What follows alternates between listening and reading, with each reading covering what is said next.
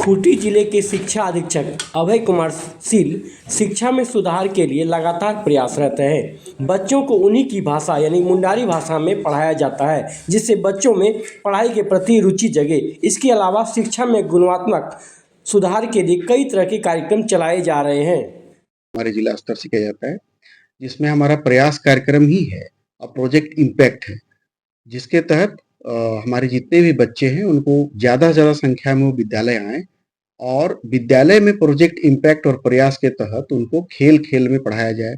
Basic education का knowledge उनको कैसे दिया जाए, उस पर से एक हमारा एमटीएमएल प्रोग्राम चलता है, जो मातृभाषा लर्निंग प्रोग्राम है। यानी कि उनको उन्हीं की भाषा में, जैसे हमारा खूंटी का जो सुदूरवर्ती इलाके जो ऑलमोस्ट हमारे मुंडारी भाषी छात्र-छात्रा हैं, तो उनको मुंडारी भाषा में, नागपुरी भाषा में कैसे उनको पढ़ाया जाए, इसके लिए प्रयास किया जाता है, ताकि बच्चों को रुचि जगे। दूसरा, जैसे में आपका सवाल था कि जो संरचना के बारे में, तो उसके लिए हम लोगों का टाइम टू टाइम हमारा रिपोर्टिंग होता है हमारे असिस्टेंट इंजीनियर और जूनियर इंजीनियर के द्वारा। और वैसे भवन जो जर्जर रहते हैं या जो भवनहीन होते हैं, उनकी सूची हम लोग स्टेट लेवल पर भी भेजते हैं और जिला लेवल पर भी भेजते हैं। कई स्कूलों में शिक्षकों की कमी है, इसके कारण कि जो बच्चों की पढ़ाई जो है मतलब क्वालिटी एजुकेशन नहीं हो पाती है उसके। पहला तो ये प्रयास है कि प्रोजेक्ट इम्पैक्ट और प्रयास में एक कड़ी ये भी है कि जितना उपलब्ध हमारा संसाधन है हमारे शिक्षकों का, उसमें से कितना बेहतर हम लोग स्कूलों में बच्चों को गुणवत्तापूर्ण शिक्षा दे पाएँ।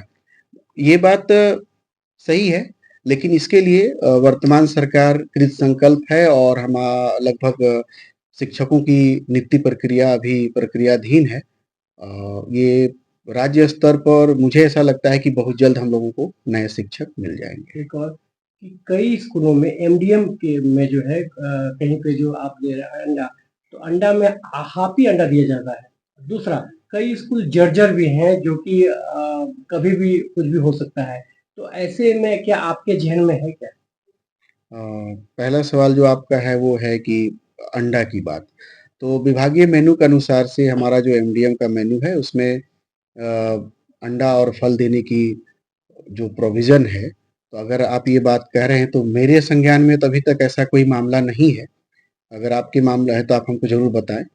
अंडा प्रॉपर बच्चों को दिया जाता है और जो रही बात भवन जर्जर होने का, तो उसके लिए मैंने शुरू ही बताया आपको कि जो भवन जर्जर हैं या भवनहीन हैं, भवनहीन तो केवल बहुत कम ही ऐसे मामले होंगे आज के डेट पर, लेकिन फिर भी उसकी सूची हम लोग टाइम टू टाइम राज्य स्तर पर और जिला स्तर पर संबंधित पदाधिकारी को प्रेषित करते हैं ताकि ऐसी कार्रवाई की जा सके। ग्रामीण क्षेत्रों में क्या ऐसे विकलांग बच्चे हैं जिनका कि जो है जो स्कूल नहीं जा पाते हैं, हाँ। उसको स्कूल तक जोड़ने के लिए क्या कुछ आपके पास योजना है? बिल्कुल है, सरकार की योजना है।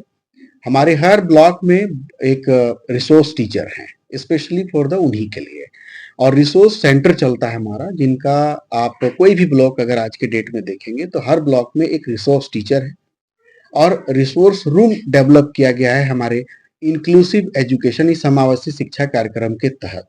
और समावेशी शिक्षा कार्यक्रम का उद्देश्य ही है सरकार का कि वैसे बच्चे जो दिव्यांग हैं उनको विद्यालय तक समावेशी शिक्षा के तहत कैसे जोड़ा जाए, और जो बच्चे ये सरकार के द्वारा ऐसी भी व्यवस्था करी गई है कि जो बच्चे बिल्कुल असमर्थ हैं अगर विद्यालय आने में, तो उनको घर में भी कैसे शिक्षा से कैसे जोड़ा जाए और उनको कैसे शिक्षा प्रोवाइड कराया जाए। तो ये सरकार की बहुत महत्वाकांक्षी योजना है। तो घर में आप एजुकेशन दे रहे हो वैसे दिव्यांग? हमारे जानकारी में, जहाँ तक मेरी जानकारी है, रिसोर्स रूम का भरपूर लाभ हमारे दिव्यांग बच्चे उठा रहे हैं। अब तक में कितने हैं जिले में?